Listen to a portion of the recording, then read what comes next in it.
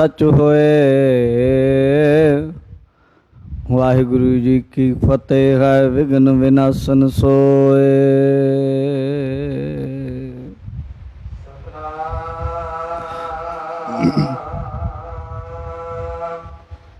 वाहिगुरु साहब जी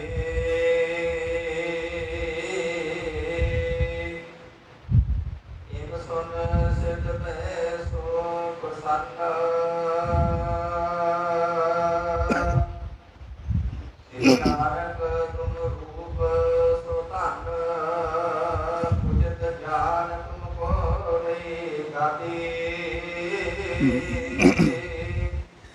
सिख उदारो कर कहलाती।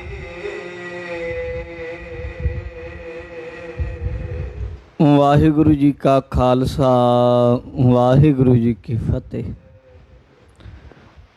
गुरु रूप, गुरु प्यारी, गुरु सवारी, सतगुरु जी की साजी नवाजी, अति सत्कारयोग साध संगत जीओ।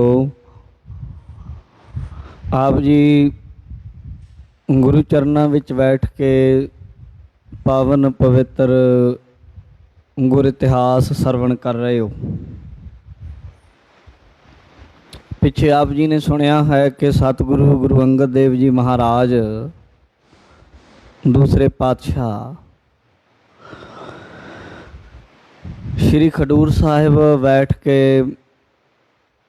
मनुखता का भला कर रहे, उन्हां दी नित दी किरिया है, उहदे बारे आपने जानिया कि सवेरे अमृत वेले उठ के आप जी इशनान पानी तो बाद अपनी निजी स्वरूप के ध्यान विच बैठ जाते। थोड़ा जा दिन चढ़े कीर्तन विच बैठ जाना, अमृतमई पावन बाणी का कीर्तन होना, फिर संगतां दे नाल वचन करने, लंगर छकना। उस तो बाद नगर दे संगत दे बालां नूं बच्चिआं नूं गुरमुखी गुरबाणी पढ़ाउणी, आप सिखाउणी। उस तो बाद नौजवानां नूं इकट्ठे करके उन्हां दे नाल गलबात करनी, उन्हां दा आत्म बल वधाउणा, नालों नाल उन्हां नूं नशे पत्ते तो दूर रहण दे लई प्रेरणा देनी, उन्हां दे अंदरों डर भै दूर करन दे लई उन्हां दे अंदर योधा बिरती पैदा करन दे लई योधा बिरती बहादरी उन्हां दी उगड़ आवे, प्रगट हो जावे। इसलिए गुरु अंगद देव जी महाराज सतगुरु मल अखाड़े हर रोज़ शामां दे समय लाउणा। उस तो बाद फिर संध्या दे समय बैठ के गुरु नानक साहब जी का इतिहास सुनना, बाणी पढ़ी जानी, शामां नूं फिर लंगर पानी छक के अपने समाधिष्ट हो जाना, रात नूं आराम करना, सवेरे फिर अमृत वेले।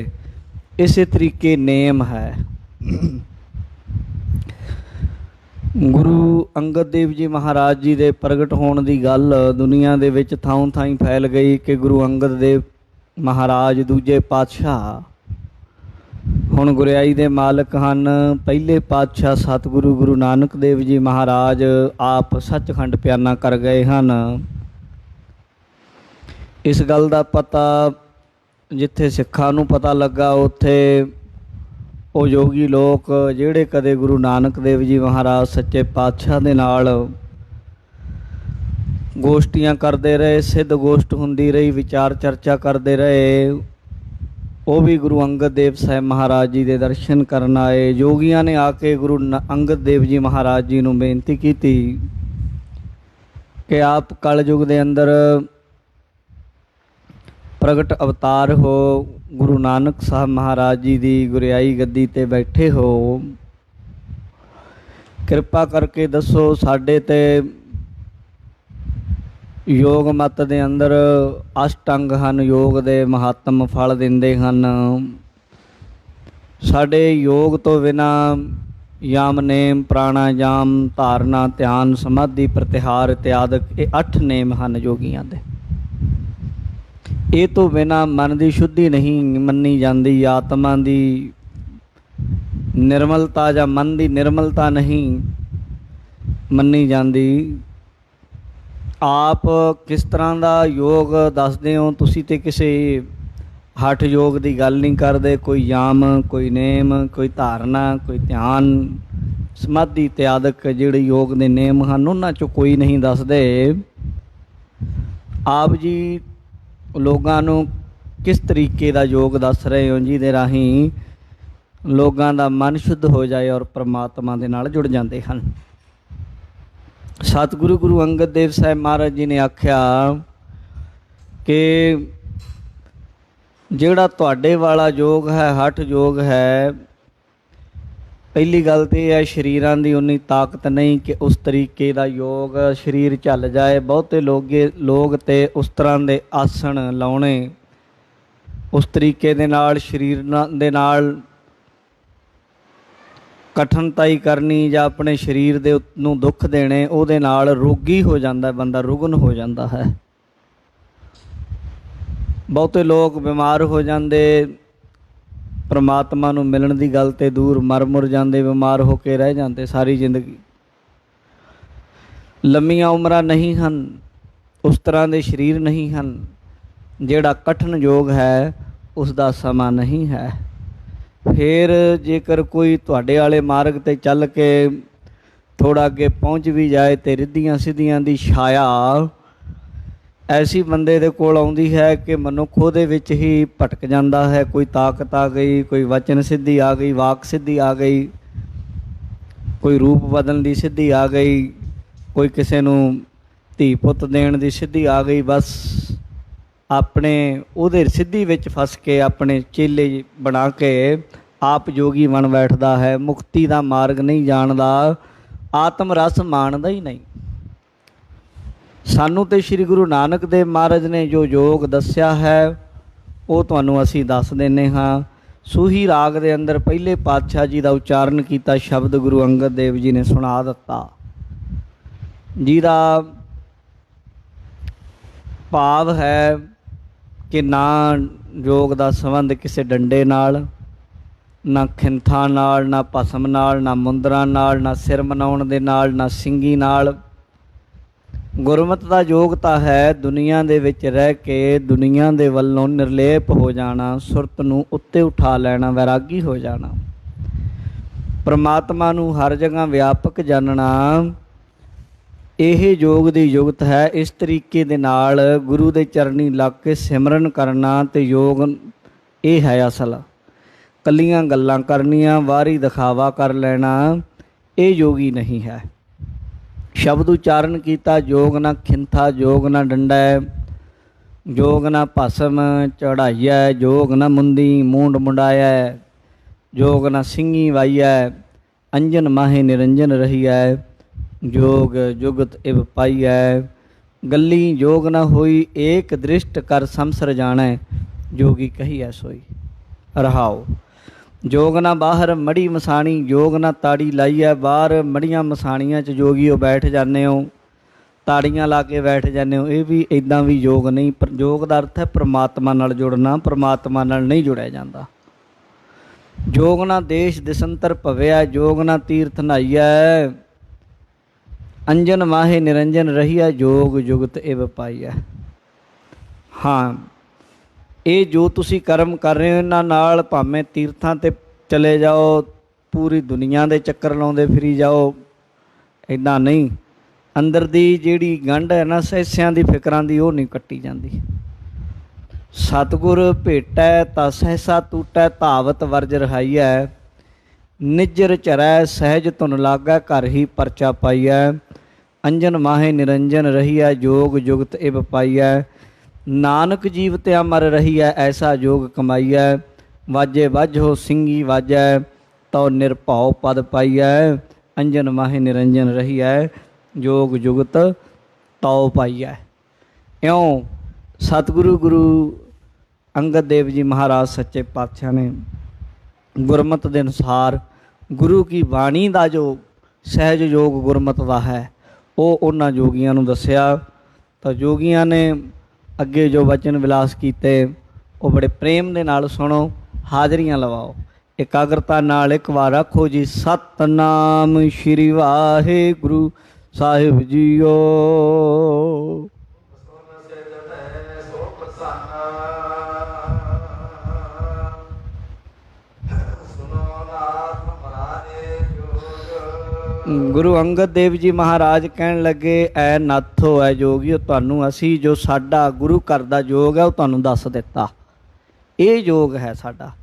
ਕੋਈ ਖਿੰਥਾ ਗੋਦੜੀ ਪਾ ਲੈਣੀ, ਕੋਈ ਡੰਡਾ ਚੁੱਕ ਲੈਣਾ, ਕੋਈ ਭਸਮ ਲਾ ਲੈਣੀ, ਕੋਈ ਸਿਰ ਬਣਾ ਲੈਣਾ, ਕੋਈ ਕੰਨਾਂ 'ਚ ਕੱਚ ਦੀਆਂ ਮੁੰਦਰਾਂ ਪਾ ਲੈਣੀਆਂ, ਇੱਥੇ ਹੀ ਤੱਕ ਸੀਮਤ ਹੋ ਜਾਣਾ, ਇਹ ਯੋਗ ਨਹੀਂ ਹੈ ਸਾਡਾ। ਤੇ ਗੁਰੂ ਜਦੋਂ ਮਿਲਦਾ ਹੈ ਤਾਂ ਮਨੁੱਖ ਦਾ ਮਨ ਟਿਕਦਾ ਹੈ, ਤਾਂ ਆਪਣੇ ਨਿੱਜੀ ਘਰ ਦੀ ਸੋਝੀ ਪੈਂਦੀ ਹੈ ਤੇ ਆਤਮਾ ਦੀ ਸੋਝੀ ਪੈਂਦੀ ਹੈ ਤੇ ਅੰਮ੍ਰਿਤ ਧਾਰ ਚੁੰਦੀ ਹੈ, ਤੇ ਫਿਰ ਆਪਣੇ ਘਰ ਦੇ ਅੰਦਰ ਘਰੇ ਬੈਠਿਆਂ ਜਣੀ ਆਪਣੇ ਹਿਰਦੇ ਦੀ ਸੋਝੀ ਪੈ ਜਾਂਦੀ ਹੈ ਆਪਣੇ ਅੰਦਰ, ਤੇ ਇਉਂ ਜਿਉਂਦੇ ਜੀ ਮਰਿਆ ਜਾਂਦਾ ਹੈ। ਲੰਮੀਆਂ ਉਮਰਾਂ ਕਰਨ ਦੀ ਲੋੜ ਨਹੀਂ, ਆਪਣੀਆਂ ਖੁਆਇਸ਼ਾਂ ਨੂੰ, ਆਪਣੀਆਂ ਤਮੰਨਾ ਨੂੰ, ਨਾਵਾਂ ਤੇ ਕਾਬੂ ਪਾ ਲੈਣਾ, ਇਹ ਯੋਗ ਹੈ। ਇਉਂ ਗੁਰੂ ਅੰਗਦ ਦੇਵ ਜੀ ਮਹਾਰਾਜ ਨੇ ਯੋਗੀਆਂ ਨੂੰ ਸਮਝਾਇਆ ਹੈ।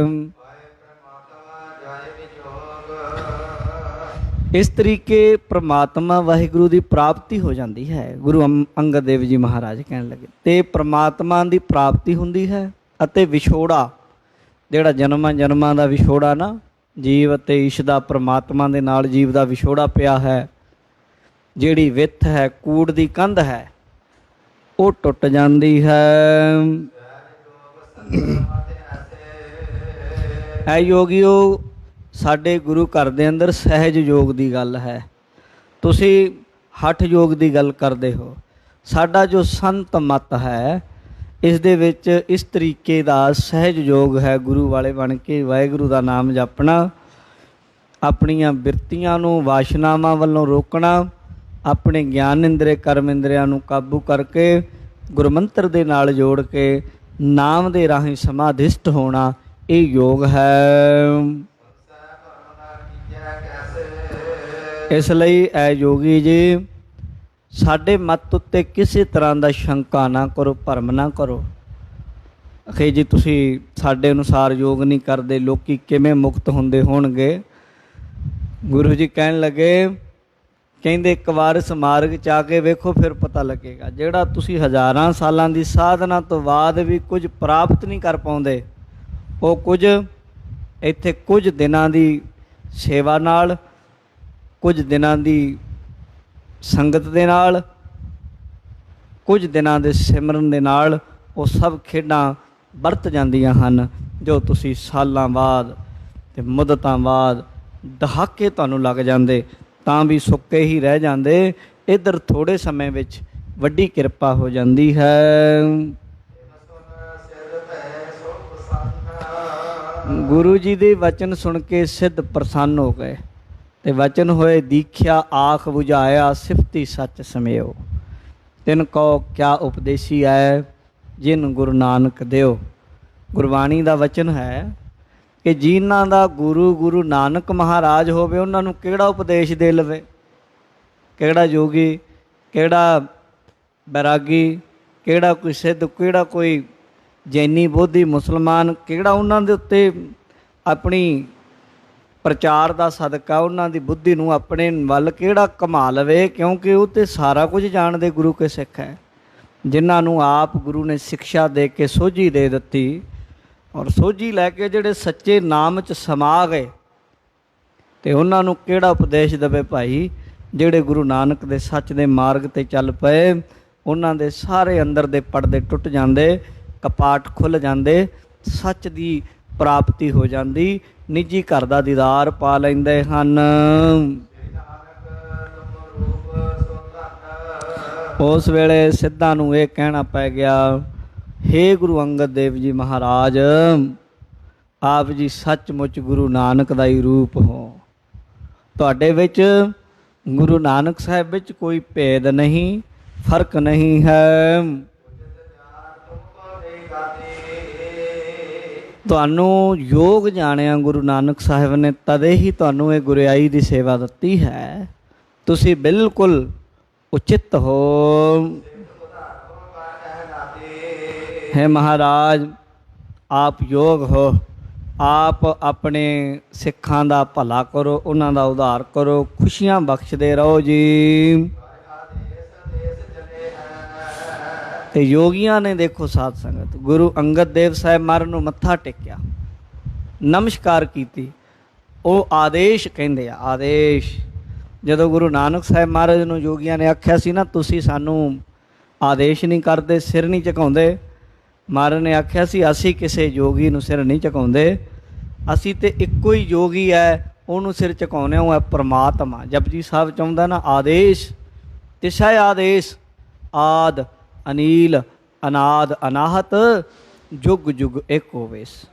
ਤੇ ਫਿਰ ਜੋਗੀਆਂ ਨੇ ਗੁਰੂ ਨਾਨਕ ਸਾਹਿਬ ਅੱਗੇ ਸਿਰ ਝੁਕਾਇਆ। ਭਾਈ ਗੁਰਦਾਸ ਜੀ ਕਹਿੰਦੇ ਆ ਤੇ ਜੋਗੀਆਂ ਨੇ ਆਖਿਆ ਧੰਨ ਨਾਨਕ ਤੇਰੀ ਵੱਡੀ ਕਮਾਈ। ਤਾਂ ਜੋਗੀ ਗੁਰੂ ਨਾਨਕ ਸਾਹਿਬ ਮਹਾਰਾਜ ਅੱਗੇ ਝੁਕਦੇ, ਗੁਰੂ ਨਾਨਕ ਦਾ ਹੀ ਰੂਪ ਜਾਣ ਕੇ ਸਿੱਧਾਂ ਨੇ ਗੁਰੂ ਅੰਗਦ ਦੇਵ ਸਾਹਿਬ ਮਹਾਰਾਜ ਸੱਚੇ ਪਾਤਸ਼ਾਹ ਨੂੰ ਵੀ ਨਮਸਕਾਰ ਕੀਤੀ, ਸਿਜਦਾ ਕੀਤਾ ਹੈ, ਮੱਥਾ ਟੇਕਿਆ। ਆਖਣ ਲੱਗੇ ਕਹਿੰਦੇ ਬਈ ਇਹ ਤੇ ਬਹੁਤ ਚੰਗੀ ਗੱਲ ਹੋਈ, ਭਲਾ ਹੋਇਆ ਹੈ। ਕਹਿੰਦੇ ਗੁਰੂ ਨਾਨਕ ਦੇਵ ਮਹਾਰਾਜ ਸੱਚੇ ਪਾਤਸ਼ਾਹ ਕਲਯੁਗ ਦੇ ਵਿੱਚ ਭਾਰੇ ਗੁਰੂ ਪੀਰ ਪੈਗੰਬਰ ਅਵਤਾਰ ਹੋਏ ਹਨ। ਉਹਨਾਂ ਨੇ ਇਸ ਦੁਨੀਆ ਵਿੱਚ ਆ ਕੇ ਅਨੇਕਾਂ ਲੋਕਾਂ ਦਾ ਉਧਾਰ ਕੀਤਾ। ਵਿਦਵਾਨ ਅਦੀਬ ਕਹਿੰਦੇ ਹਨ ਤਾਰੇ ਗਿਨੇ ਜਾਤ ਹੈ ਤਾਰੇ ਨਾ ਗਿਨਾਤ ਹੈ। ਕਹਿੰਦੇ ਅਸਮਾਨ ਦੇ ਵਿੱਚ ਤਾਰੇ ਵੀ ਕਦੇ ਗਿਣੇ ਜਾਣ ਇਹ ਹੋ ਸਕਦਾ ਹੈ, ਕਦੇ ਗਿਣਤੀ ਕਰਨ ਵਾਲੇ ਤਾਰਿਆਂ ਦੀ ਗਿਣਤੀ ਕਰ ਦੇਣ ਕਿ ਇੰਨੇ ਤਾਰੇ ਹੋਏ, ਪਰ ਗੁਰੂ ਨਾਨਕ ਨੇ ਜਿੰਨੇ ਲੋਕਾਂ ਨੂੰ ਤਾਰ ਦਿੱਤਾ ਉਹਨਾਂ ਦੀ ਗਿਣਤੀ ਨਹੀਂ ਹੋਣੀ, ਕਿਉਂਕਿ ਗੁਰੂ ਨਾਨਕ ਦੇਵ ਮਹਾਰਾਜ ਸੱਚੇ ਪਾਤਸ਼ਾਹ ਨੇ ਭਾਈ ਗੁਰਦਾਸ ਜੀ ਕਹਿੰਦੇ ਬਾਬੇ ਤਾਰੇ ਚਾਰ ਚੱਕ ਨੌ ਖੰਡ ਪ੍ਰਿਥਵੀ ਸੱਚਾ ਢੋਆ, ਗੁਰਮੁਖ ਕਲ ਵਿੱਚ ਪ੍ਰਗਟ ਹੋਆ। ਤੋ ਸਾਧ ਸੰਗਤ ਜੀ ਗੁਰੂ ਨਾਨਕ ਸਾਹਿਬ ਮਹਾਰਾਜ ਜੀ ਦੀ ਸਿਫਤ ਕਰਦੇ ਹੋਏ ਯੋਗੀ ਸਿੱਧ ਚਲੇ ਗਏ। ਤੇ ਸਾਧ ਸੰਗਤ ਜੀ ਯੋਗੀ ਇਹ ਗੱਲ ਕਹਿੰਦੇ ਗਏ ਕਿ ਗੁਰੂ ਨਾਨਕ ਸਾਹਿਬ ਜੀ ਨੇ ਬੜਾ ਚੰਗਾ ਕੀਤਾ, ਆਪਣੇ ਵਰਗਾ ਹੀ ਰੂਪ ਮਾਨਵਤਾ ਨੂੰ, ਮਨੁੱਖਤਾ ਨੂੰ ਦੂਜਾ ਰੂਪ ਦੇ ਦਿੱਤਾ, ਭਲਾ ਹੋਇਆ ਹੈ। ਸ਼੍ਰੀ ਗੁਰੂ ਅੰਗਦ ਦੇਵ ਜੀ ਮਹਾਰਾਜ ਨੇ ਜੋ ਉੱਤਰ ਦਿੱਤੇ ਹਨ, ਸਿੱਖਾਂ ਨੇ ਵੀ ਸੁਣੇ, ਸਿੱਖ ਵੀ ਨਿਹਾਲ ਹੋ ਗਏ। ਯੋਗੀਆਂ ਦੇ ਵਿੱਚ ਬੈਠ ਕੇ ਜੋ ਯੋਗੀਆਂ ਨੂੰ ਉੱਤਰ ਦਿੱਤੇ, ਤਸੱਲੀ ਬਖਸ਼ ਉਹਨਾਂ ਦੀ ਸੰਤੁਸ਼ਟੀ ਕਰਾ ਦਿੱਤੀ ਤੇ ਯੋਗੀ ਬੜੇ ਖੁਸ਼ ਹੋਏ ਹਨ। ਇਉਂ ਸਾਧ ਸੰਗਤ ਜੀ ਕੁਝ ਕੁ ਦਿਨ ਬੀਤ ਗਏ। ਉਹਨਾਂ ਦੇ ਪ੍ਰਤੀ ਉਹਨਾਂ ਨੂੰ ਤਿੰਨ ਪ੍ਰਤ ਵਿਦਤੈ ਜਗ ਅਧਿਕਾਏ। ਗੁਰੂ ਅੰਗਦ ਦੇਵ ਸਾਹਿਬ ਮਹਾਰਾਜ ਸੱਚੇ ਪਾਤਸ਼ਾਹ ਜੀ ਦੇ ਦਰਸ਼ਨਾਂ ਨੂੰ ਦੇਖਣ ਦੇ ਲਈ ਦਿਨ ਪ੍ਰਤ ਹਰ ਰੋਜ਼ ਜਗਤ ਵਿੱਚ ਗੁਰੂ ਅੰਗਦ ਦੇਵ ਜੀ ਪ੍ਰਗਟ ਹੋ ਰਹੇ, ਲੋਕੀ ਦੂਰੋਂ ਦੂਰ ਉਹਨਾਂ ਦੇ ਦਰਸ਼ਨਾਂ ਲਈ ਆਉਂਦੇ ਹਨ। ਉਹਨਾਂ ਸਮਿਆਂ ਦੇ ਵਿੱਚ ਕਵੀ ਜੀ ਇੱਕ ਹੋਰ ਗੱਲ ਵਿੱਚ ਦੱਸ ਦੇਣੀ ਚਾਹੁੰਦੇ ਹਨ। ਜਦੋਂ ਤੁਸੀਂ ਖਡੂਰ ਸਾਹਿਬ ਜਾਂਦੇ ਹੋ, ਖਡੂਰ ਸਾਹਿਬ ਉਹ ਧਰਤੀ ਹੈ ਜਿੱਥੇ ਕਦੇ ਦਿੱਲੀ ਦੇ ਬਾਦਸ਼ਾਹ ਹਮਾਯੂ ਨੂੰ ਵੀ ਸਿਜਦਾ ਕਰਨਾ ਪਿਆ। ਗੁਰੂ ਘਰ ਦੇ ਅੰਦਰ ਕੋਈ ਛੋਟਾ ਵੱਡਾ ਕਿਸੇ ਨਾਲ ਕੋਈ ਵਿਤਕਰਾ ਨਹੀਂ, ਕਦੇ ਕਿਸੇ ਨੂੰ ਛੋਟੇ ਨੂੰ ਧੱਕਿਆ ਨਹੀਂ, ਕਿਸੇ ਵੱਡੇ ਨੂੰ ਇਹ ਨਹੀਂ ਕਿ ਉਹਦੀ ਵਡਿਆਈ ਵੇਖ ਕੇ, ਉਹਦਾ ਅਹੁਦਾ ਵੇਖ ਕੇ, ਉਹਦਾ ਧਨ ਦੇਖ ਕੇ, ਉਹਦੀ ਗੱਦੀ ਵੇਖ ਕੇ ਉਹਦੇ ਅੱਗੇ ਝੁਕੇ, ਐਸਾ ਨਹੀਂ। ਉਹਨਾਂ ਟਾਈਮਾਂ ਦੇ ਵਿੱਚ ਦਿੱਲੀ ਦੇ ਤਖਤ ਦੇ ਉੱਤੇ ਜੋ ਬਾਦਸ਼ਾਹ ਬੈਠਾ ਸੀ ਉਹਦਾ ਨਾਂ ਸੀ ਹਮਾਯੂ ਬਾਦਸ਼ਾਹ। ਉਹਦੀ ਗੱਲ ਦੱਸਦੇ ਆ ਕਿ ਉਹਨੇ ਗੁਰੂ ਅੰਗਦ ਦੇਵ ਸਾਹਿਬ ਕੋਲ ਆ ਕੇ ਕਿਵੇਂ ਆਪਣੀ ਧੌਂਸ ਜਮਾਣੀ ਚਾਹੀ ਸੀ ਤੇ ਗੁਰੂ ਜੀ ਨੇ ਕਿਵੇਂ ਉਹਨੂੰ ਸਬਕ ਸਿਖਾਇਆ ਸੀ।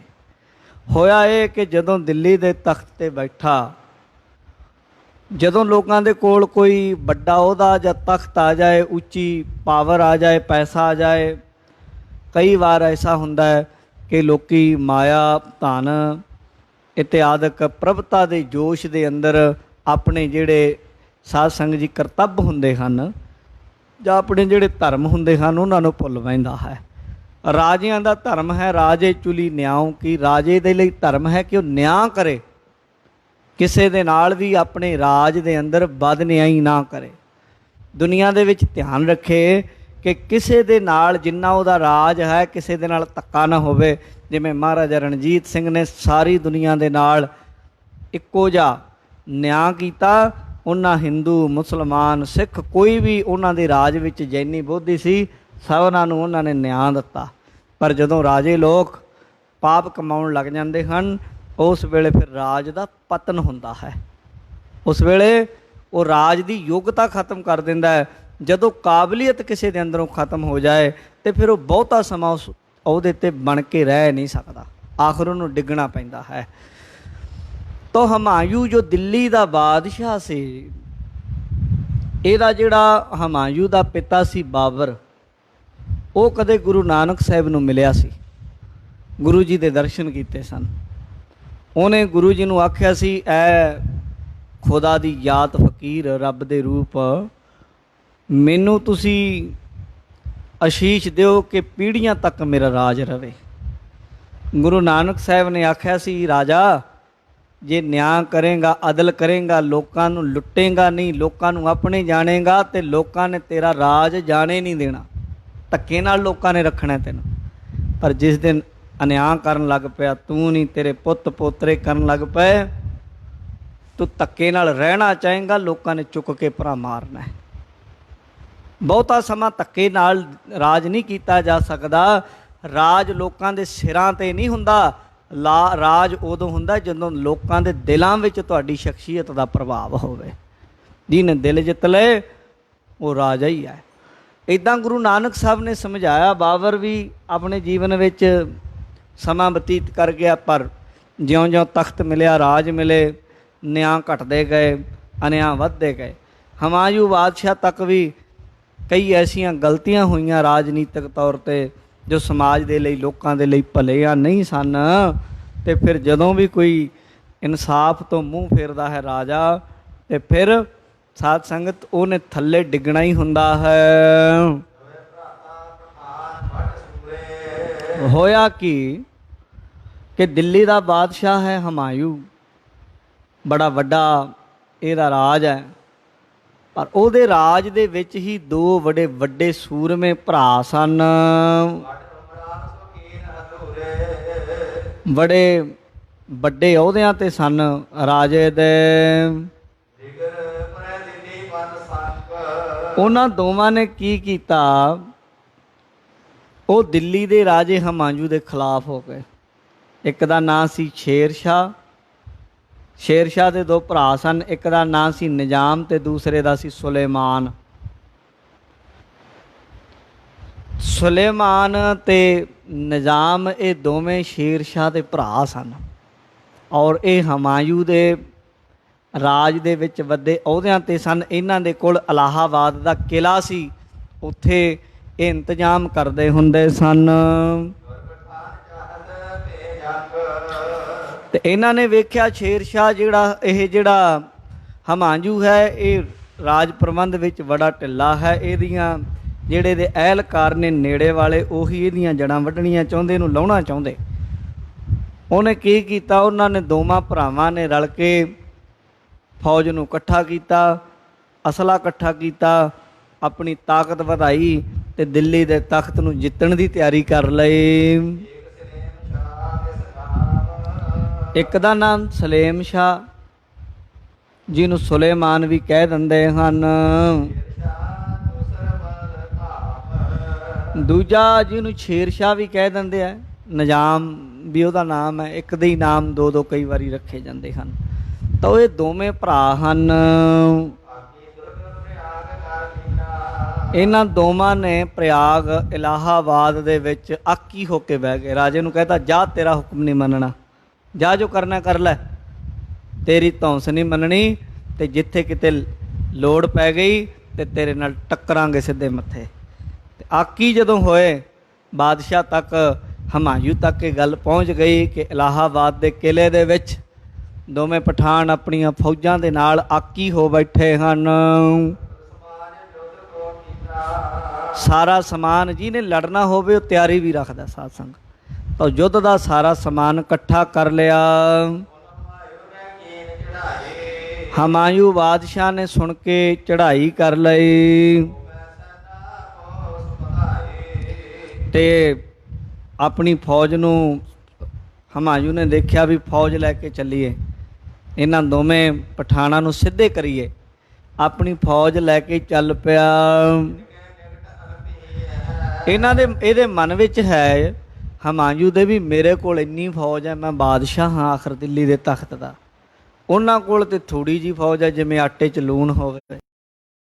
ਇੰਨੀ ਫੌਜ ਵਾਲਾ ਖੌਰੇ ਜਿੱਤ ਹੀ ਜਾਵਾਂ। ਵਕਤ ਦਾ ਨਹੀਂ ਪਤਾ ਹੁੰਦਾ, ਭੁਲੇਖੇ ਵਿੱਚ ਵੀ ਨਹੀਂ ਰਹਿਣਾ ਚਾਹੀਦਾ।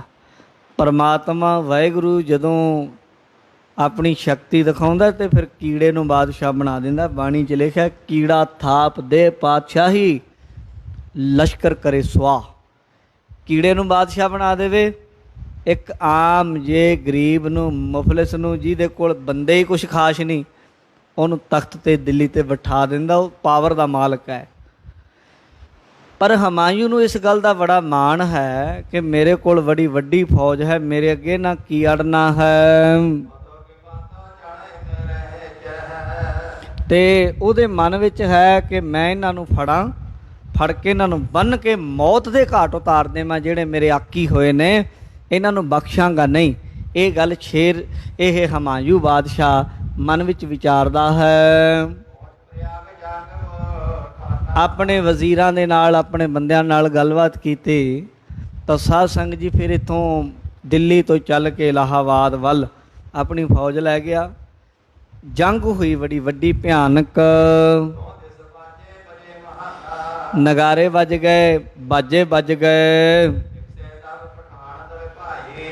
ਉਸ ਵੇਲੇ ਪਠਾਨ ਸੀ ਨਾ ਜਿਹੜੇ ਸਾਧ ਸੰਗਤ ਜੀ ਨਿਕਲ ਪਏ। ਫਿਰ ਉਹ ਵੀ ਬਾਹਰ ਵੱਡੀ ਫੌਜ ਲਸ਼ਕਰ ਮਿਲਿਆ ਤੇ ਲੜਾਈ ਮੱਚ ਗਈ। ਉਸ ਵੇਲੇ ਪਠਾਣਾਂ ਨੇ ਸਾਧ ਸੰਗਤ ਜੀ ਸ੍ਰੀ ਸਾਹਿਬਾਂ ਕੱਢ ਲਈਆਂ। ਫਿਰ ਪਠਾਨ ਵੀ ਪਿੱਛੇ ਨਾ ਮੁੜੇ ਤੇ ਸਾਹਮਣੇ ਸਨਮੁਖ ਸਮੂਹ ਸੂਰਮਿਆਂ ਨੂੰ ਮਾਰਨ ਲਈ ਅੱਗੇ ਆ ਪਏ। ਜਾਣੀ ਘਬਰਾਏ ਨਾ। ਕਹਿੰਦੇ ਬੜੀ ਵੱਡੀ ਫਿਰ ਉੱਥੇ ਜੰਗ ਹੋਈ ਇਲਾਹਾਬਾਦ ਦੇ ਵਿੱਚ। ਉਹ ਜੰਗ ਦਾ ਹੁਣ ਕੀ ਵਰਣਨ ਕਰੀਏ ਵੀ ਕਿਵੇਂ ਗੋਲੀਆਂ ਚੱਲੀਆਂ, ਕਿਵੇਂ ਤੀਰ ਚੱਲੇ, ਤਲਵਾਰਾਂ ਚੱਲੀਆਂ। ਵੱਡਾ ਵੱਧ ਜਾਏਗਾ ਪ੍ਰਸੰਗ। ਉੱਥੇ ਫਿਰ ਸੈਂਕੜੇ ਬੰਦੇ ਧਰਤੀ ਉੱਤੇ ਪਏ, ਮਰੇ ਹੋਏ ਮਾਰੇ ਗਏ ਹਨ। ਜਿਹੜੇ ਜਦੋਂ ਦੋਵੇਂ ਪਾਸੇ ਸਾਧ ਸੰਗਤ ਜੀ ਜੰਗ ਯੁੱਧ ਭਿਆਨਕ ਹੋਇਆ, ਤਲਵਾਰਾਂ ਗੋਲੀਆਂ ਚੱਲੀਆਂ, ਧਰਤੀ ਦੇ ਉੱਤੇ ਰੰਗ ਲਾਲ ਹੋ ਗਿਆ। ਭੂਮੀ ਦਾ ਮਿੱਟੀ ਦਾ ਰੰਗ ਵੀ ਲਾਲ ਹੋ ਗਿਆ। ਬਾਦਸ਼ਾਹ ਦਾ ਜਿਹੜਾ ਲਸ਼ਕਰ ਹੈ ਇਹ ਵੀ ਬੜਾ ਵੱਡਾ ਸੀ, ਪਰ ਭਾਗਾ ਬਾਦਸ਼ਾਹ ਦੀ ਫੌਜ ਅੱਗੇ ਭੱਜ ਗਈ ਥੋੜੇ ਪਠਾਣਾਂ ਦੇ ਅੱਗੇ। ਉਹ ਥੋੜੇ ਸਨ ਗਿਣਤੀ ਦੇ, ਪਰ ਵੱਡੀ ਫੌਜ ਨੂੰ ਜੁਝਾਰੂਆਂ ਨੇ, ਯੋਧਿਆਂ ਨੇ ਅੱਗੇ ਲਾ ਲਿਆ। ਜਿਹੜੇ ਸਿਰਲੱਥ ਹੁੰਦੇ ਆ ਉਹ ਗਿਣਤੀ ਦੇ ਵੀ ਹੋਣ ਤੇ ਵੱਡੇ ਵੱਡੇ ਲਸ਼ਕਰਾਂ ਨੂੰ ਅੱਗੇ ਲਾ ਲੈਂਦੇ ਹਨ। ਪਠਾਨਾ ਨਹੀਂ ਪਠਾਨਨ ਕੋ ਲੀਏ ਆਗਾ। ਜਿਹੜੇ ਪਠਾਨ ਦੇ ਸਾਨਾ, ਜਿਹੜੇ ਪਠਾਣਾਂ ਦੀ ਤਾਕ ਸੀ ਜਿਹੜੀ, ਜਾਂ ਕਹਿ ਲਓ ਉਹਨਾਂ ਦਾ ਹੱਲਾ ਸੀ, ਫੌਜ ਚੱਲ ਨਾ ਸਕੀ ਹਮਾਯੂ ਬਾਦਸ਼ਾਹ ਦੇ। ਉਹਨਾਂ ਨੇ ਤਲਵਾਰਾਂ ਦੇ ਨਾਲ ਬੜੀ ਛੇਤੀ ਵੱਢ ਟੁੱਕ ਕੀਤੀ। ਬਾਦਸ਼ਾਹ ਦੇ ਵੱਡੇ ਵੱਡੇ ਅਹਿਲਕਾਰ ਬੜੀ ਛੇਤੀ ਟੋਟੇ ਟੋਟੇ ਕਰ ਦਿੱਤੇ, ਕਈ ਸਾਰੇ ਮਾਰੇ ਗਏ।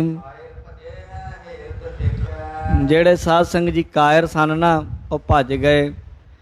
ਬੁਜ਼ਦਿਲ ਕਿੱਥੇ ਜੰਗਾਂ 'ਚ ਕਿਤੇ ਉੱਦਾਂ ਹੀ ਲਲਕਾਰੇ ਲਲਕੂਰੇ ਮਾਰਨ ਜੋਗੇ ਹੁੰਦੇ ਆ, ਗੱਲਾਂ ਕਰਨ ਨੂੰ ਬੜੇ ਸ਼ੇਰ ਹੁੰਦੇ ਆ, ਪਰ ਜਦੋਂ ਕਿਤੇ ਜੰਗ ਦੇ ਵਿੱਚ ਤਲਵਾਰ ਵਾਹੀ ਜਾਂਦੀ ਨਾ, ਜਿਹੜੀ ਸ਼੍ਰੀ ਸਾਹਿਬ ਦੀ ਚਮਕ ਹੈ ਉਹਦੇ ਅੱਗੇ ਤੇ ਕੋਈ ਬਿਰਲਾ ਹੀ ਖੜਦਾ। ਸਾਧ ਸੰਗਤ ਕਾਇਰ ਬੁਜ਼ਦਿਲ ਮੈਦਾਨੇ ਜੰਗ 'ਚ ਭੱਜ ਉੱਠੇ ਹਨ।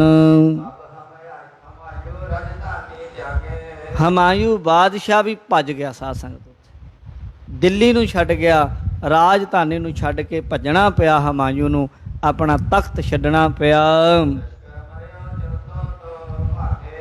ਲਸ਼ਕਰ ਮਰ ਗਿਆ, ਫੌਜ ਮਰ ਗਈ, ਇਹਦੇ ਪਿੱਛੇ ਲੱਗਣ ਵਾਲੇ ਬੰਦੇ ਮਾਰੇ ਗਏ, ਬਹੁਤੇ ਮਾਰੇ ਗਏ। ਜਿਹੜੇ ਰਹਿ ਗਏ ਉਹਨਾਂ ਨੇ ਸਰੈਂਡਰ ਕਰ ਦਿੱਤਾ, ਉਹਨਾਂ ਨੇ ਸਮਰਪਣ ਕਰ ਦਿੱਤਾ ਪਠਾਣਾ ਅੱਗੇ।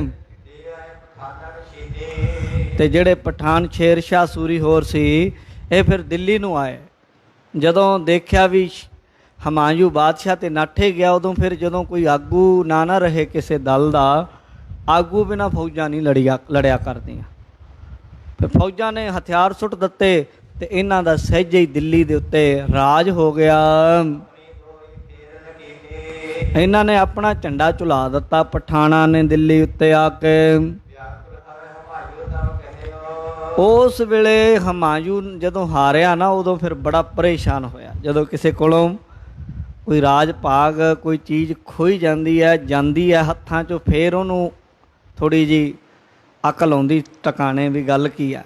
ਉਸ ਵੇਲੇ ਫਿਰ ਬਿਲਬਲਾਇਆ, ਬੇਬਲ ਹੋਇਆ, ਵਿਆਕੁਲ ਹੋ ਉੱਠਿਆ ਹਮਾਯੂ ਬਾਦਸ਼ਾਹ।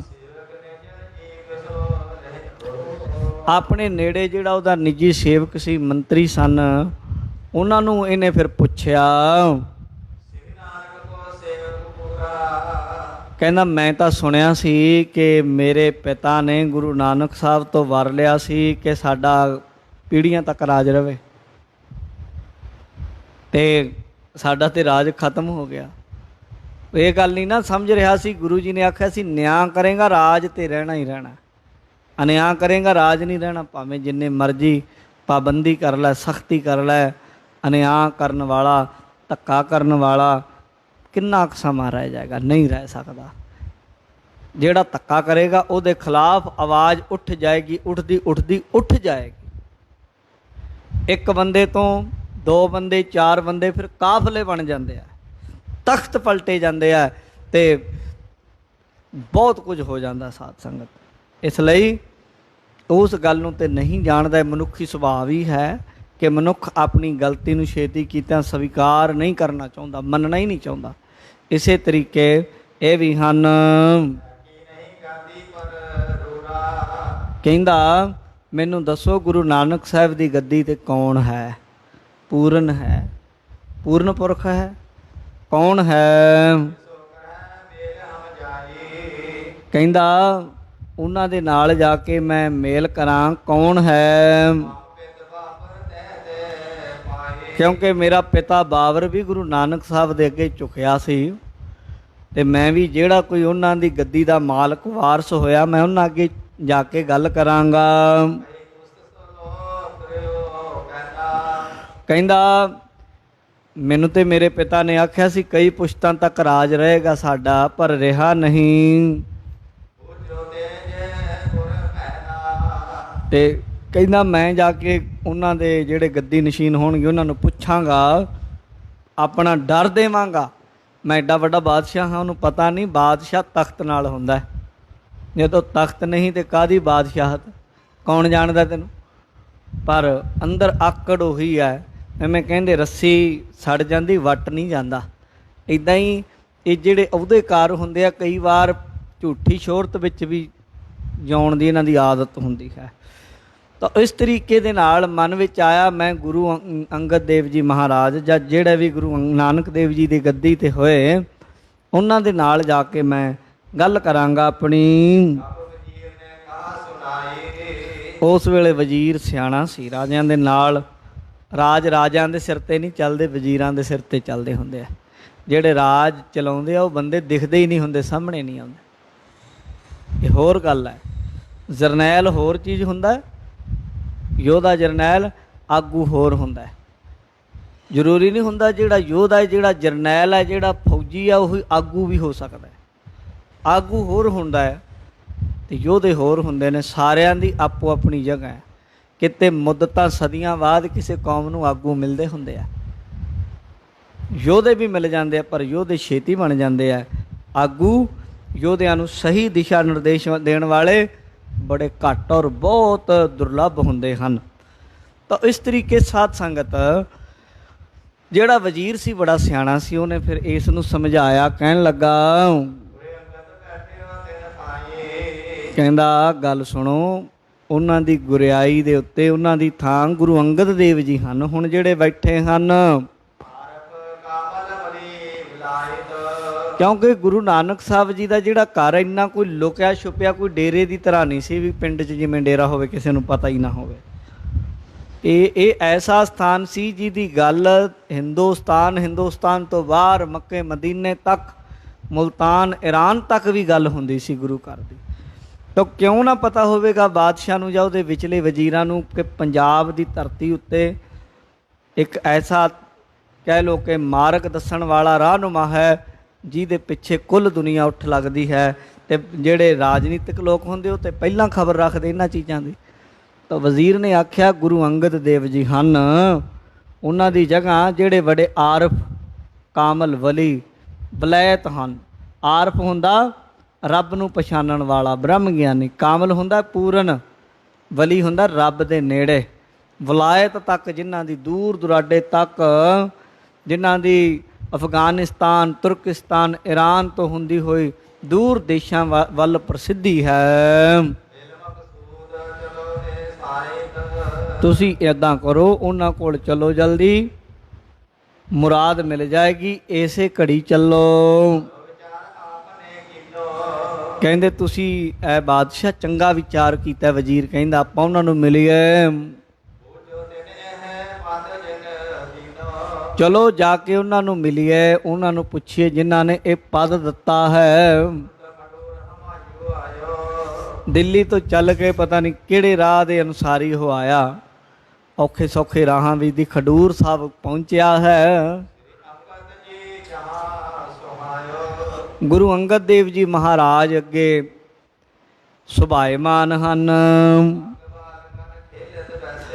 ਉਸ ਵੇਲੇ ਗੁਰੂ ਅੰਗਦ ਦੇਵ ਜੀ ਮਹਾਰਾਜ ਬਾਲਾਂ ਦੇ ਨਾਲ, ਬੱਚਿਆਂ ਨਾਲ ਖੇਡ ਰਹੇ, ਬੱਚਿਆਂ ਨੂੰ ਖਿਡਾ ਰਹੇ, ਬੱਚਿਆਂ ਦੇ ਨਾਲ ਬੈਠੇ ਹਨ।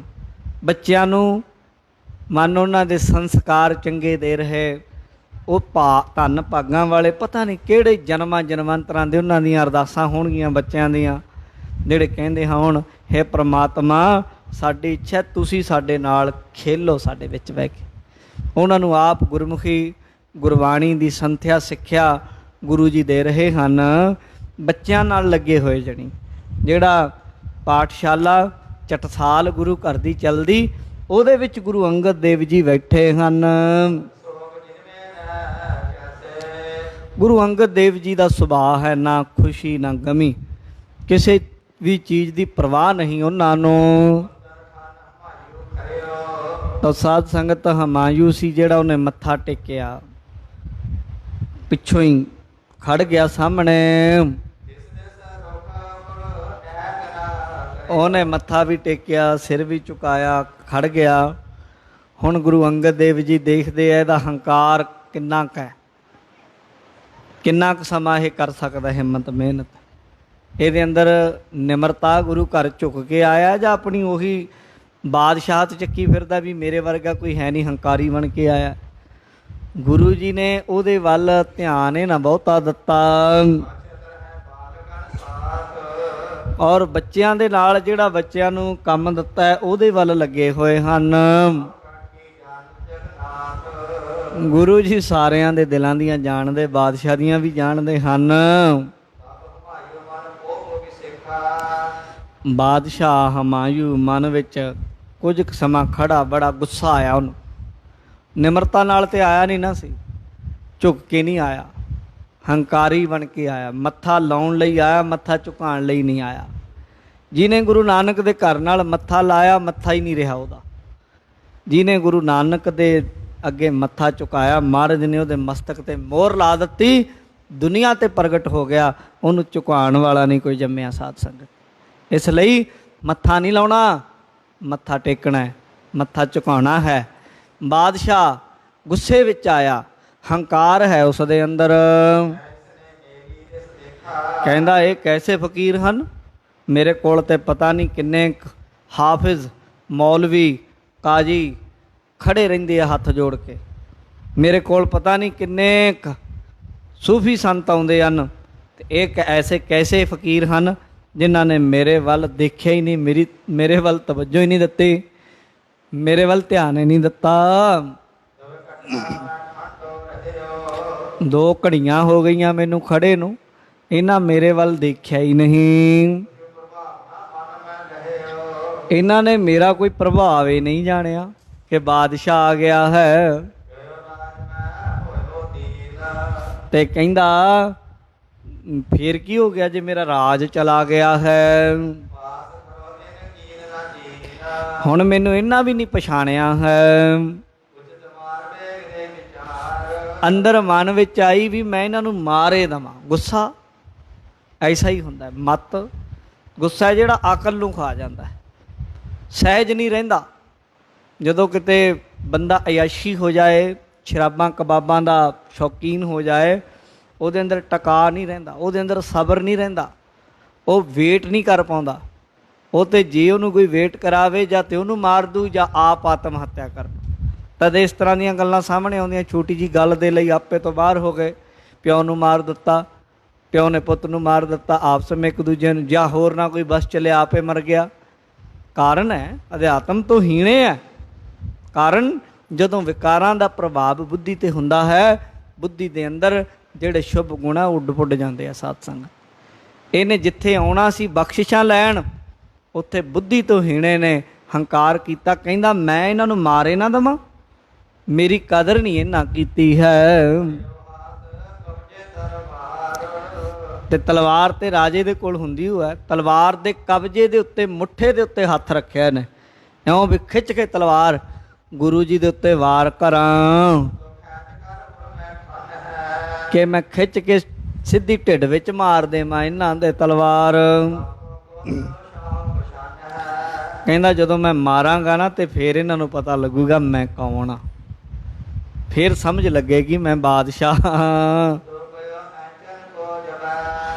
ਜਦੋਂ ਸਾਧ ਸੰਗਤ ਤੋਂ ਖਿੱਚਣ ਲੱਗਾ ਨਾ ਤਲਵਾਰ, ਮਹਾਰਾਜ ਨੇ ਥੋੜਾ ਜਿਹਾ ਉਹਦੇ ਵੱਲ ਤੱਕਿਆ, ਮਨ ਉਹਦਾ ਹੱਥੇ ਮੁੱਠੇ ਨਾਲ ਚਿੰਬੜ ਗਿਆ, ਖਿੱਚੀ ਨਾ ਜਾਵੇ ਤਲਵਾਰ। ਕਿਹਦੀ ਤਾਕਤ ਗੁਰੂ ਜੀ ਦੇ ਅੱਗੇ ਤਲਵਾਰ ਖਿੱਚ ਲਵੇ? ਇਹ ਤਾਂ ਗੁਰੂ ਨਾਨਕ, ਗੁਰੂ ਅੰਗਦ ਦੇਵ ਸਾਹਿਬ, ਦਸਮ ਪਾਤਸ਼ਾਹ ਇੱਕੋ ਹੀ ਰੂਪ ਹੈ। ਵੱਡੇ ਵੱਡੇ ਯੋਧੇ ਸ਼ਸਤਰ ਗੁਰੂ ਦੇ ਚਰਨਾਂ 'ਚ ਰੱਖ ਦਿੰਦੇ, ਕੀ ਤਾਕਤ ਕਿ ਕੋਈ ਉਹਨਾਂ ਦੇ ਅੱਗੇ ਖਿੱਚ ਜਾਏ ਸ਼ਸਤਰ। ਤੇ ਜਦੋਂ ਇਹਨੇ ਤਲਵਾਰ ਖਿੱਚੀ, ਮੁੱਠੇ ਨੂੰ ਹੱਥ ਪਾਇਆ, ਇਹ ਤੋਂ ਸਾਧ ਸੰਗਤ ਤਲਵਾਰ ਬਾਹਰ ਨਾ ਨਿਕਲੀ। ਇਹ 'ਚ ਸੱਤਾ ਪਾਵਰੇ ਨਾ ਰਹੀ, ਮਾਨੋ ਸਰੀਰ ਦੇ ਵਿੱਚ ਕੋਈ ਤਾਕਤ ਹੀ ਨਹੀਂ, ਬੜਾ ਜ਼ੋਰ ਲਾਵੇ ਪਰ ਤਲਵਾਰ ਨਾ ਨਿਕਲੇ। ਸਾਰੀ ਤਾਕਤ ਖਤਮ ਹੋ ਗਈ ਉਸ ਵੇਲੇ।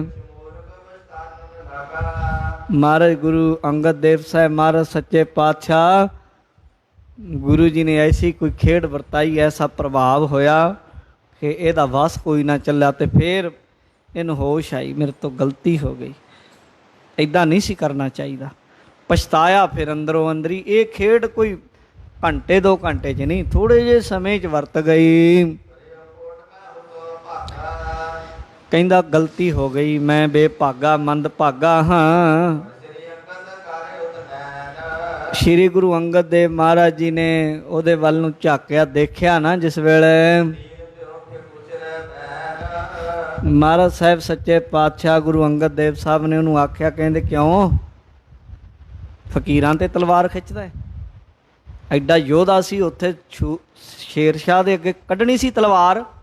ਜੇ ਤੈਨੂੰ ਤੇਰੀ ਤਲਵਾਰ ਤੇ ਮਾਣ ਹੈ ਤੇ ਫਿਰ ਬਰਾਬਰ ਦਿਆਂ ਨਾਲ ਲੜੀਦਾ ਹੁੰਦਾ, ਫਕੀਰਾਂ ਤੇ ਤਲਵਾਰਾਂ ਖਿੱਚਦਾ?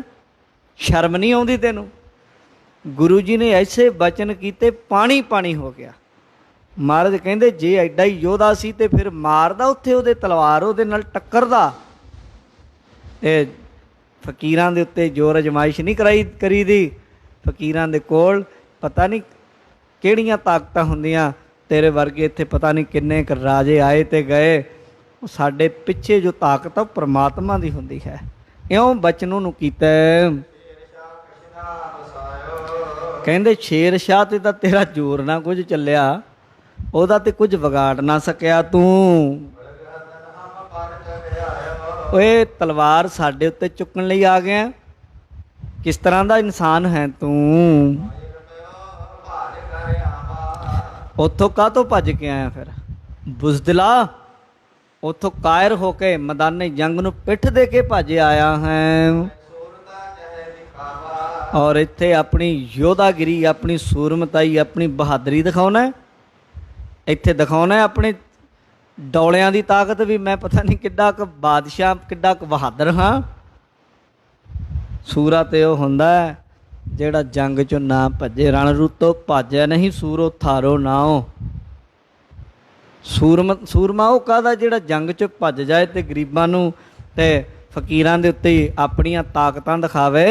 ਉਹ ਲੋੜ ਪੈਣ ਦੇ ਉੱਤੇ ਸੂਰਾ ਜੰਗ 'ਚ ਜੂਝਦਾ ਹੈ। ਉਦੋਂ ਫਿਰ ਉਹਦੀਆਂ ਅੱਖਾਂ ਦਾ ਪਰਦਾ ਚੁੱਕਿਆ ਗਿਆ, ਲੱਜਾ ਦੇ ਨਾਲ, ਸ਼ਰਮ ਦੇ ਨਾਲ ਪਾਣੀ ਪਾਣੀ ਹੋ ਗਿਆ, ਝੁਕ ਗਿਆ, ਗੋਡਿਆਂ 'ਤੇ ਡਿੱਗ ਗਿਆ, ਫਿਰ ਹੱਥ ਜੋੜ ਲਏ, ਫਿਰ ਸਿਰ ਝੁਕ ਗਿਆ ਤੇ ਬੇਨਤੀ ਕਰਨ ਲੱਗਿਆ ਗਿੜਗੜਾ ਕੇ, ਮਹਾਰਾਜ ਬਖਸ਼ ਲਓ, ਗਲਤੀ ਹੋ ਗਈ, ਬਹੁਤ ਵੱਡੀ ਭੁੱਲ ਹੋ ਗਈ ਮੇਰੇ ਤੋਂ। ਕਿਉਂਕਿ ਗੁਰੂ ਨਾਨਕ ਦੇਵ ਮਹਾਰਾਜ ਖੁਦਾ ਦੀ ਜਾਤ ਸਨ, ਖੁਦਾ ਦਾ ਰੂਪ ਸਨ।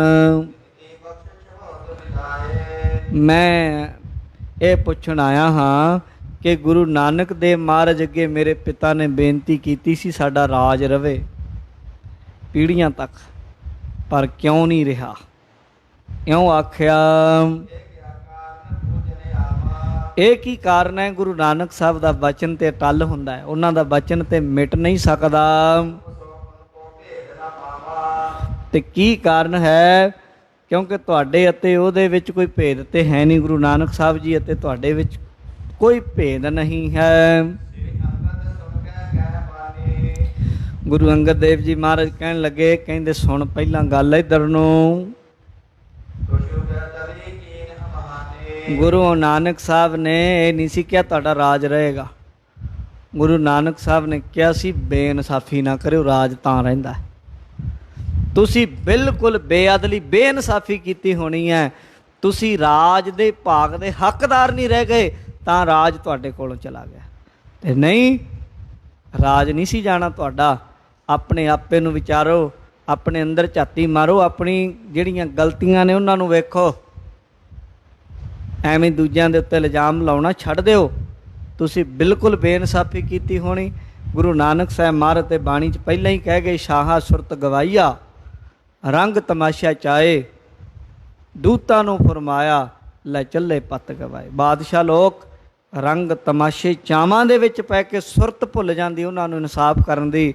ਤੇ ਜਿਹੜੇ ਲੋਕਾਂ ਦੇ ਨਾਲ ਉਹਨਾਂ ਦਾ ਮਾਣ ਹੁੰਦਾ, ਉਹਨਾਂ ਲੋਕਾਂ ਨਾਲ ਧੱਕਾ ਕਰਨ ਲੱਗ ਜਾਂਦੇ ਹਨ। ਐ ਤਾਂ ਹੀ ਤੇਰਾ ਹੈ ਬਾਦਸ਼ਾਹ ਤਿਰਸਕਾਰ ਹੋਇਆ, ਬੇਪੱਤੀ ਹੋਈ, ਬੇਅਦਬੀ ਹੋਈ, ਬੇਇੱਜ਼ਤੀ ਹੋਈ। ਮਹਾਰਾਜ ਕਹਿੰਦੇ ਬਾਕੀ ਫੇਰ ਤੂੰ ਕਾਹਦਾ ਮਾਣ?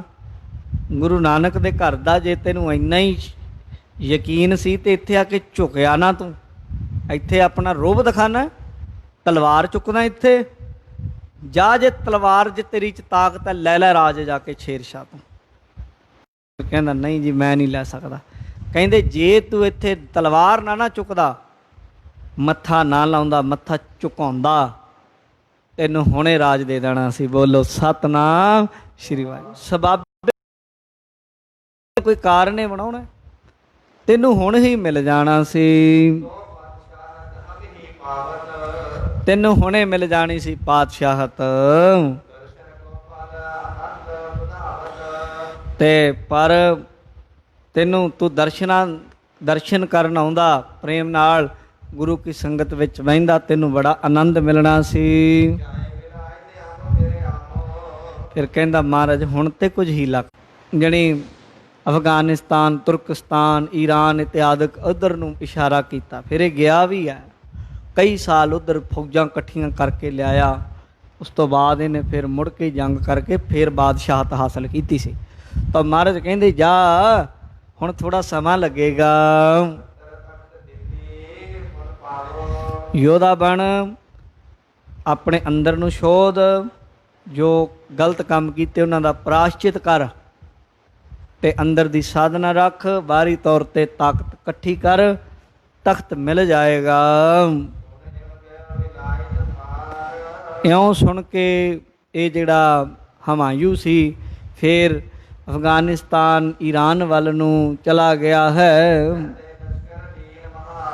ਉਧਰ ਜਾ ਕੇ ਫਿਰ ਇਹਨੇ ਕਈ ਸਾਰੇ ਬੰਦਿਆਂ ਦੇ ਨਾਲ ਗੰਢੀ ਸੰਢੀ ਕੀਤੀ। ਉੱਥੋਂ ਫਿਰ ਵੱਡੀ ਫੌਜ ਕਈ ਸਾਲਾਂ ਬਾਅਦ ਲੈ ਕੇ ਆਇਆ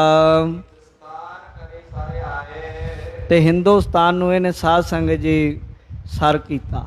ਹਮਾਯੂ ਲਾਹੌਰ ਤੋਂ ਸਿੰਧ ਹੁੰਦਾ ਹੋਇਆ ਫਾਰਸ ਵਿੱਚ ਗਿਆ। ਉੱਥੇ ਫਿਰ ਕਈ ਸਾਲ ਰਿਹਾ। ਫਿਰ ਆ ਕੇ ਉਹਨੇ ਹਿੰਦ ਦੇ ਪਠਾਣਾਂ 'ਤੇ ਦੁਬਾਰਾ ਫਤਿਹ ਹਾਸਲ ਕੀਤੀ। ਈਸਵੀ ਸਨ 1540 ਵਿੱਚ ਹਮਾਯੂ ਸ਼ੇਰ ਸ਼ਾਹ ਸੂਰੀ ਤੋਂ ਹਾਰਿਆ ਸੀ ਤੇ 1556 ਈਸਵੀ ਜਿਹੜੀ ਸਨ ਵਿੱਚ ਫੇਰ ਜਿੱਤਿਆ। 16 ਸਾਲ 40 ਤੋਂ 56 ਤੱਕ 16 ਸਾਲ ਬਣਦੇ ਆ। 16 ਸਾਲ ਇਹਨੇ ਫਿਰ ਜੱਦੋ ਜਹਿਦ ਕੀਤੀ। 16 ਸਾਲ ਬਾਅਦ ਫਿਰ ਆ ਕੇ ਦਿੱਲੀ ਦਾ ਤਖਤ ਇਹਨੇ ਹਾਸਲ ਕੀਤਾ ਸੀ। ਇਹ ਫਿਰ 16 ਸਾਲਾਂ ਬਾਅਦ ਆ ਕੇ ਜਿੱਤਿਆ। ਜਿੰਨੇ ਖਾਨ ਪਠਾਨ ਜਿਹੜੇ ਉਸ ਸਮੇਂ ਤਖਤ 'ਤੇ ਸਨ ਉਹਨਾਂ ਦੇ ਉੱਤੇ ਇਹਨੇ ਫਤਿਹ ਹਾਸਲ ਕੀਤੀ। ਉਹਨਾਂ ਨੂੰ ਸਭ ਨੂੰ ਇਹਨੇ ਫਿਰ ਬੰਦੀ ਬਣਾਇਆ।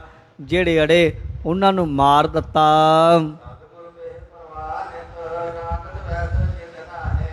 ਗੁਰੂ ਹੁਣੇ ਦੱਸ ਰਹੇ ਕਵੀ ਜੀ ਕਿ ਗੁਰੂ ਅੰਗਦ ਦੇਵ ਜੀ ਦਾ ਜਿਹੜਾ ਸੁਭਾਅ ਹੈ ਉਹ ਬੇਪਰਵਾਹ ਨੇ।